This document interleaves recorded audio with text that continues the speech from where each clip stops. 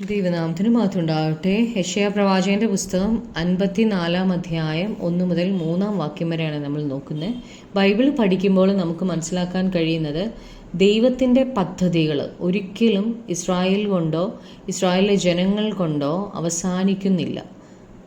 ഇസ്രായേലിനോട് ദൈവം ചെയ്ത ഉടമ്പടി പോലെ തന്നെ വിശ്വാസത്താൽ ഏത് രാജ്യം ക്രിസ്തുവിൽ വിശ്വസിച്ച് ക്രിസ്തുവുമായുള്ള ഉടമ്പടിയിലേക്ക് വരുന്നുവോ അവരോട് ദൈവം വിശ്വസ്തനായിരിക്കും. പ്രവാചകന്മാരിലൂടെ പറഞ്ഞതുപോലെ ഇസ്രായേൽ ജനത്തിൽ മിക്ക പേരും മറ്റു രാജ്യങ്ങളിൽ നിന്ന് ഇസ്രായേലിലേക്ക് മടങ്ങി വന്നു. എന്നാൽ ഇനിയും അനേകം പേരെ തിരിച്ചെത്തിയിട്ടില്ല. ദൈവം തൻ്റെ വാഗ്ദത്തം പോലെ അവസാന നാളിൽ ഇസ്രായേൽ ജനത്തെ മുഴുവനും ദേശത്തേക്ക് മടക്കി കൊണ്ടുവന്നിട്ട് തൻ്റെ രാജ്യം സ്ഥാപിക്കും. ആദ്യം 1000 ആണ്ട് വാഴ്ച, അതിനുശേഷം പുതിയ യെരൂശലേമും താൻ സ്ഥാപിക്കും. അവസാന നാളിൽ മഹാപീഡനകാലത്ത് ജീവിക്കുന്ന യഹൂദന്മാർ മുഴുവൻ രക്ഷിക്കപ്പെടും. അപ്പോൾ അതിനുശേഷം സ്വർഗം തുറന്ന മശീഹ കോടാകൂടി ദൂതന്മാരുമായിട്ട് ഇറങ്ങി വരും. അപ്പോൾ ഇസ്രായേൽ ജനം കുത്തിയവെങ്കിലേക്ക് അവർ നോക്കും. അപ്പോൾ മശീഹ അവരെ വിടുവിക്കും. ഇസ്രായേലിൻ്റെ ശത്രുക്കളെ നശിപ്പിച്ചിട്ട് മശീഹ യെരൂശലേമിലേക്ക് മടങ്ങി വരും. മശീഹ ദൈവത്തിൻ്റെ പദ്ധതികൾക്ക് വിശ്വസ്തനായിരുന്നു. വീണ്ടെടുപ്പുകാരനായിട്ടാണ് മശീഹായെ നമുക്ക് യെശയ്യാ 54 കാണാൻ കഴിയുന്നത്.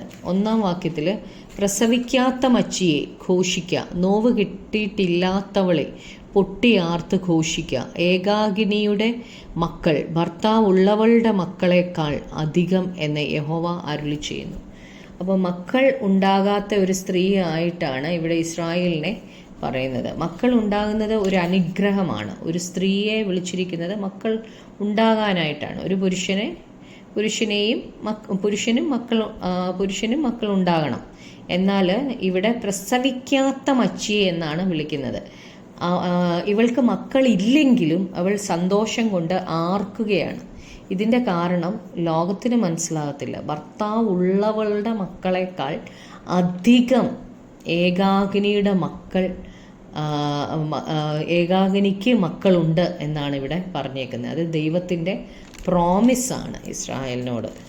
2 വാക്യത്തിൽ നിന്റെ കൂടാരത്തിൻ്റെ സ്ഥലത്തെ വിശാലമാക്കുക, നിന്റെ നിവാസികളുടെ തിരശീലകളെ അവർ നിവർക്കട്ടെ, തടുത്തു കളയരുത്. നിന്റെ കയറുകളെ നീട്ടുക, നിന്റെ കയറുകളെ നീട്ടുക.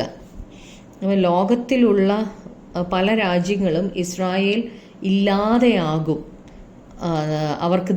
അവരുടെ രാജ്യം നഷ്ടപ്പെടും എന്നൊക്കെ പറയുമ്പോഴും അത് ദൈവത്തിൻ്റെ പദ്ധതിയല്ല. ദൈവം പറയുന്നത് അവർക്ക് ഒരു വിശാലത വരുത്താൻ പോവുകയാണ് എന്നാണ്. കാരണം ഇസ്രായേലിന് അധികം മക്കളുണ്ടാകും. ഏകാകിനിയുടെ മക്കൾ ഭർത്താവുള്ളവളുടെ മക്കളെക്കാൾ അധികം എന്ന് ദൈവത്തിൻ്റെ പ്രോമിസാണ്. 3 വാക്യത്തിൽ നമ്മൾ വായിക്കുന്നത്, നീ കുറ്റികളെ ഉറപ്പിക്ക, നീ ഇടത്തോട്ടും വലത്തോട്ടും പരക്കും, നിന്റെ സന്തതി ജാതികളുടെ ദേശം കൈവശമാക്കുകയും ശൂന്യ നഗരങ്ങളിൽ നിവാസികളെ പാർപ്പിക്കുകയും ചെയ്യും. ഇതേ കാര്യം തന്നെ നമ്മൾ ഉൽപ്പത്തി 28:14 യാക്കോബിനോട് ദൈവം പറയുന്നുണ്ട്, നിന്റെ സന്തതി ഭൂമിയിലെ പൊടി പോലെയാകും, നീ പടിഞ്ഞാറോട്ടും കിഴക്കോട്ടും വടക്കോട്ടും തെക്കോട്ടും പരക്കും, നീ മുഖാന്തരം നിന്റെ സന്തതി മുഖാന്തരവും ഭൂമിയിലെ സകല വംശങ്ങളും അനുഗ്രഹിക്കപ്പെടും. അബ്രഹാമിൻ്റെ സന്തതികൾ ദേശം അവകാശമാക്കിയിട്ട്